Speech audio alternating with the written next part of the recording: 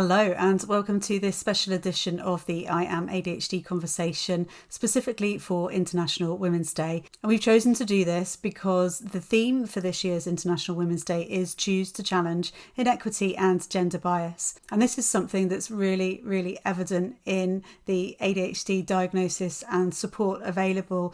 Women and those assigned female at birth have been left out of the ADHD conversation. So please enjoy this video and remember to check out the very special announcement at the end. So, Dr. Rawala, tell me, how did you come to have an interest in this topic? Hi, good morning, Leah. Thanks for inviting me over to have a discussion about adult ADHD. Now, a bit about myself. So I am a general adult psychiatrist and I work part-time in the NHS and part-time in the independent sector. My interest in adult ADHD have developed over the years, to be fair.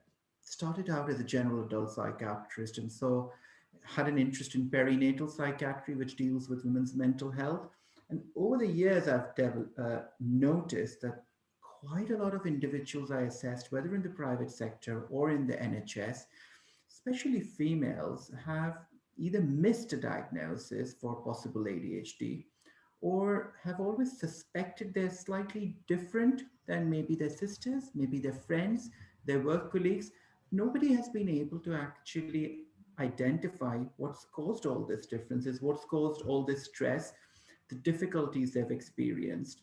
And I did my own clinical research around it. And over the years, I've noticed that adult ADHD, there's a huge amount of research of how different it could present in females. And that's where I've started looking more into it, that ADHD in females is same as men in terms of diagnostic criteria, but for all of us as psychiatrists and doctors or GPs, are we asking the right question to that lady, which would help us understand that this may actually still be ADHD, but present differently as opposed to a man? Mm-hmm. And is it something that's quite an unusual thing? Is it very common for women to also have ADHD? I know a lot of people sort of imagine the boys and the Yeah. men. So I'm glad you asked that because, including myself, I suppose, up until 15 years ago, and a lot of psychiatrists and doctors possibly still sometimes have the ratios that it's much more commoner in boys. Now, you look at the data and the research, the adult ADHD ratio actually looks as 1.6 to 1. So the male to female ratio is for every 1.6 males, one female would have ADHD in adults. But what's interesting is when you look at that ratio in childhood, that ratio is still what it was more than 15, 16 years ago. The ratios vary widely depending on which research you look at, but on an average, we're talking between 4 to 6 boys to one girl. So, what's happening to all those girls who are being missed of a diagnosis of that extra support and help as a child, as a teenager? They don't suddenly develop adult ADHD when they turn 18. ADHD you're born with, it's a neurodiverse condition. It just presents at different stages of life and in different genders, in different cultures differently. So we need to ask ourselves, both as sort of professionals who are involved within mental health and adult ADHD, as well as, I suppose, family members of if you have a girl who's suffering from this type of a condition, or you suspect them to suffering from this type of condition. They didn't develop ADHD when they turned 18. Why are the ratios different? Clearly, we as a society are missing and doing a disservice to all those teenagers and girls who have been struggling with life and work or education and are being misdiagnosed or undiagnosed. So the ratio for adult ADHD is actually generally considered as 1.6 to 1, reasonably similar between the genders then. And so you mentioned when you were first talking about your interest that actually it potentially looks different in females compared to males or women compared to men. How is it different? So, what I've noticed over the years in my clinical experience of working with clients with adult ADHD, A great proportion of them tend to present, especially the females, with an increased amount of worry. So, to general psychiatric clinics, they might have gone to their GPs, or they might have gone to their partners or support groups. Or I feel very overwhelmed. I'm always stressed. I'm trying, and inside they could feel, well, I've always been excessively organized. I need to be perfect. And I try to buy the latest new organizer, and I've got three different organizational apps, and I keep on failing. Why can't I do it as the same way as my friend who lives down the road and whose kids go to the same school as me? They seem like the perfect mom. They're super organized. Why can't I be more like them? Probably this problem is with myself, and they have that sense of failure, which leads to a chronic case of lower self esteem, feeling overwhelmed with the multiple demands placed on oneself due to work and family life and managing and juggling this act within 24 hours. Why is there not 26 hours in a day? Why are there only 24 hours? Constantly feeling disorganized, chaotic, probably running with uh, different errands and still trying to catch up, not having that sense of calmness, feeling chronically under pressure due to poor time management, and they just feel unable to balance the demands on work or life. So either you have an individual who is excessively focused and is extremely good at work, has got a professional degree, and soon as they start having a family life, things fall apart because the question they ask is, well, how do people manage having a family as well as work? Why do my colleagues do both of them? Probably I'm a bit more work focused and I shouldn't have had a family life. But the reality is, it's the transitions which cause these problems. And the way I see ADHD is that rather than it being a disorder of your attention and distractibility and hyperactivity, it's really a lifestyle management disorder where the important transitions in life cause far more problems. So the move from primary to secondary school, and then the first few years might be difficult, and then an intelligent child with a higher IQ or um, a supportive system around them. So all those external scaffolding of parents and a good school or sort of a partner who is very supportive are those external scaffolds which let them flourish and help them cope with all the different tasks which they might find normally quite difficult to cope with. So the transitions cause that whatever the compensatory mechanisms have been put in place, they all fall apart. And then they pick up the pieces and they're back on track. And then they do well in their exams, although they might be submitting their assignments late and they might be studying a bit more than their peers, or they might feel they haven't performed to their academic potential. They still are able to do it. They then end up at university life where they have to be more independent, another life transition, and chaos could start. But then they pick up the pieces again. Then the transition from university to professional life, and then the transition to possibly having a relationship, and then motherhood. And all these transitions cause problems. And as you move through life, your responsibilities increase.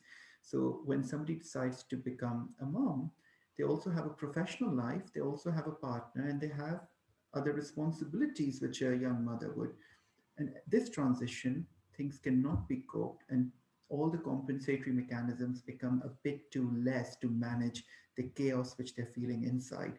And they start feeling unwell, they start feeling increasingly stressed out, and may end up with their primary care provider or a GP with problems of depression and anxiety. So there have been research studies which have shown that in adult ADHD clinic, if you compare females to males, three times more females would have ended up being misdiagnosed earlier on with depression or anxiety and would have tried either one or two antidepressants to try to cope with it. Mhm. What I see in my clinical practice, my patients tell me, well, the antidepressants help me improve my mood a little bit better. Well, of course they would, they're antidepressants. However, this constant feeling of anxiety, that constant feeling of being overwhelmed, which has caused it in the first place, never went away. I've tried so many, doctor.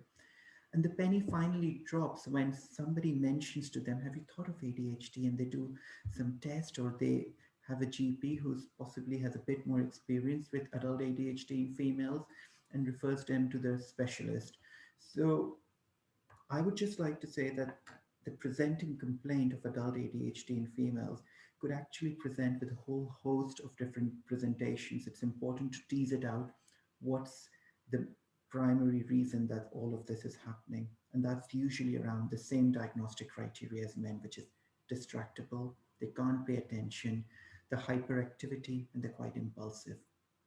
Mhm.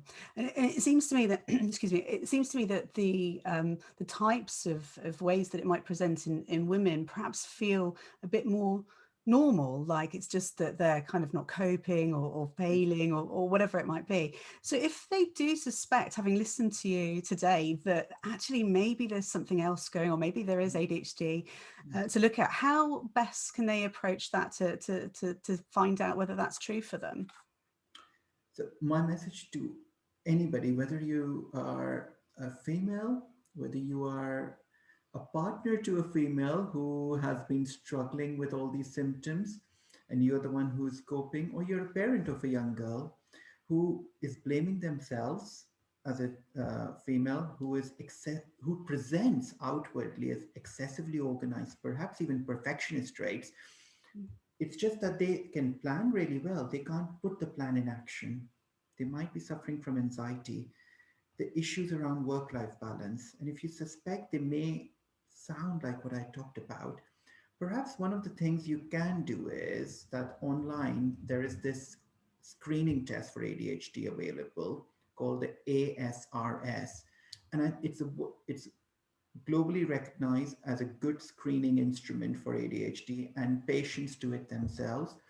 So if you can't find it on the internet, ask for it in the comment section of the video, and I'm sure we'll be able to put up a link for that. And I would encourage that you either do it, the ASRS, and once you have an idea that you may have ADHD based on that, or uh, after listening to this, some of the symptoms resonate with your behaviors, then please do speak to your GP and try to educate them and make them relearn if you're having difficulties. Along with that, one of the things which I've discovered over the last few months really is the power of social media. There are a lot of groups on different social medias around adult ADHD, and I'm quite aware that there is a support group on ADHD in women on Facebook. I'm not sure about other social medias. I'm not part of that particular support group for obvious reasons. However, what I would suggest is those support groups are peer led. The individuals who have been diagnosed with ADHD would be able to help other individuals who may think they may have ADHD. And listening to life stories, listening to those peer discussions could actually be a very empowering as well as humbling moment for a lot of individuals. And I would strongly support that after you've done your ASRS test, please try to look for some support groups to give you some ideas on how to seek help. The best way would be doing the ASRS, going to your GP, and then making sure that you're referred to get the appropriate help. So a GP is unable to diagnose you with adult ADHD. It has to be a psychiatrist with a specialist interest in adult ADHD. You could either go through your NHS systems. There is a right to choose system available for individuals within the NHS where you could choose your provider where you would like to be assessed, or you could go in the independent sector and have quite a few psychiatrists who do adult ADHD work. So based on your circumstances, find the best service which can meet your needs. Oh, that's so helpful, and I'm certain that having listened to you today, there will be lots of women out there who will be seeking out more information. So thank you so much for such an informative and interesting talk. And yeah, happy International Women's Day, I guess. To Happy everybody. International Women's Day to all the women as well as their partners. And Yes. if you're a partner who is listening to this and some of these symptoms resonate, please go ahead and encourage them to get tested. But thanks, Leah, for having me. Fantastic. Thank you ever so much. What a fantastic talk by Dr. Rawala, I'm sure you'll agree. And the reason we've shared it for International Women's Day is because the theme this year is Choose to Challenge Inequity and Gender Bias for Women. And the thing is that women have long been left out of the traditional ADHD conversation, and the impact that it's had, not only on women, but those who are assigned female at birth, is huge. And we're going to try and address the balance. So today, International Women's Day, is the perfect day to announce the launch of a new not-for-profit organisation, Iridescent Minds COC. And we're dedicated to supporting, empowering and campaigning for women and those assigned female at birth who've been left out of the traditional ADHD conversation. And you can find out how to support us by following the website link attached, and please do come and contribute to our crowdfunder so that we can raise money to provide the absolute best service possible for those that we support. Thank you so much for listening, and happy International Women's Day.